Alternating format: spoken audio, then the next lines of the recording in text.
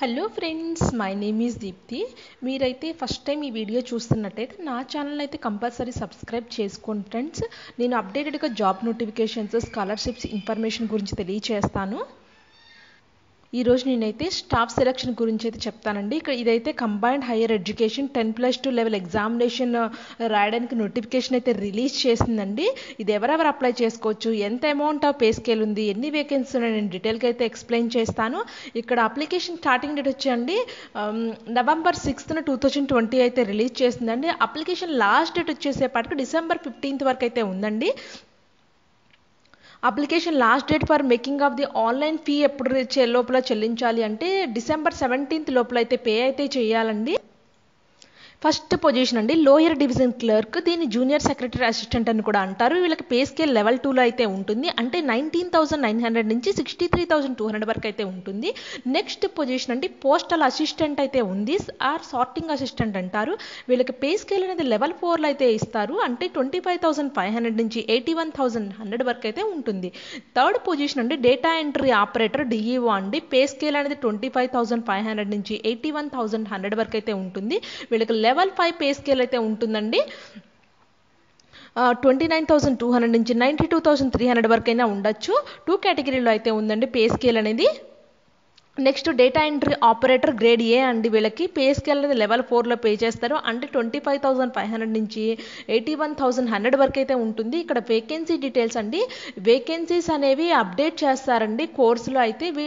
మీ జనరల్గా అయితే ఇక్కడ చూసినట్టయితే అండి జనరల్గా టెంటేటివ్ వేకెన్సీస్ 2019-18 గురించి అయితే చెప్తానండి. 2020 అనేది ఇంకా అప్డేట్ అయితే చేయలేదు.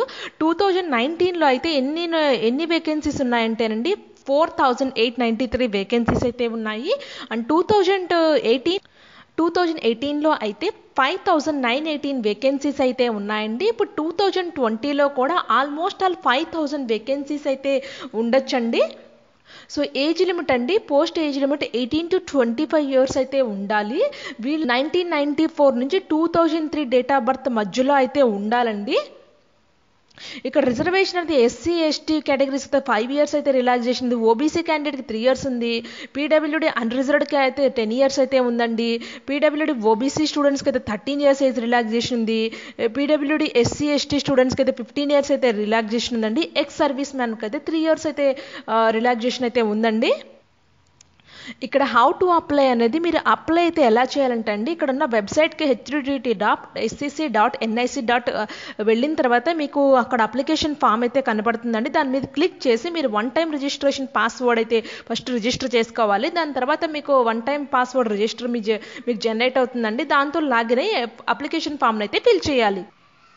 ఇక్కడ ఫోటోగ్రాఫ్ మోడిఫికేషన్ అయితే చేశారండి ప్రీవియస్ నోటిఫికేషన్కి ఈ నోటిఫికేషన్కి. ఇక్కడ మీరు ఫోటోగ్రాఫ్ అండి, మీరు పాత ఫోటోగ్రాఫ్స్ అయితే పెట్టకూడదండి, 3 months బిలో ఫోటోగ్రాఫ్స్ మాత్రమే పెట్టాలి.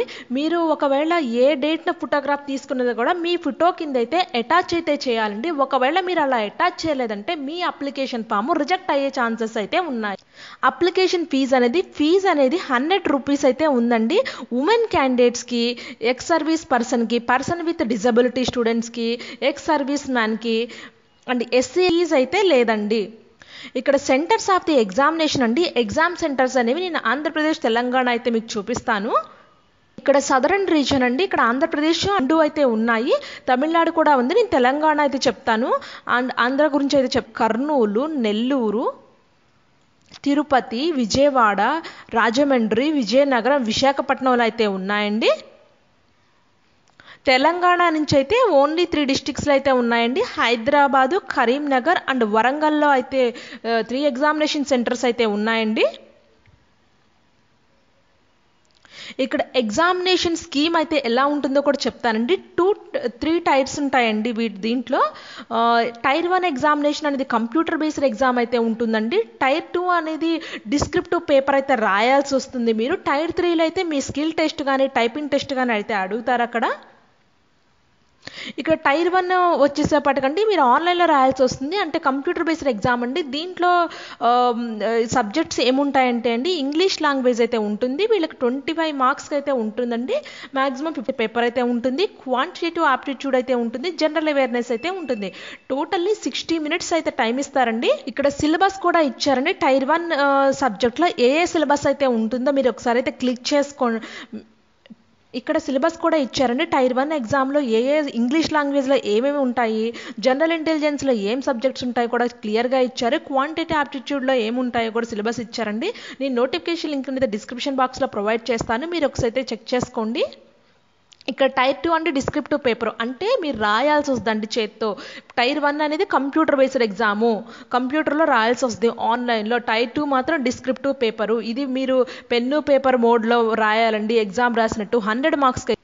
టైర్ 3 అనేది skill test and typing test అండి.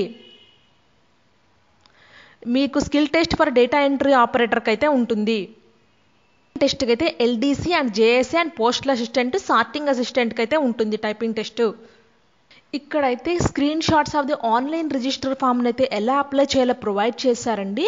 ఇక్కడ సింపుల్గా అండి మీ డీటెయిల్స్, బేసిక్ డీటెయిల్స్ అయితే ఫిల్ చేయాలి. మీ ఆధార్ నెంబరు, మీ టైప్ ఆఫ్ ఐడి ఏముంది, ఐడి నెంబరు, మీ నేము, మీ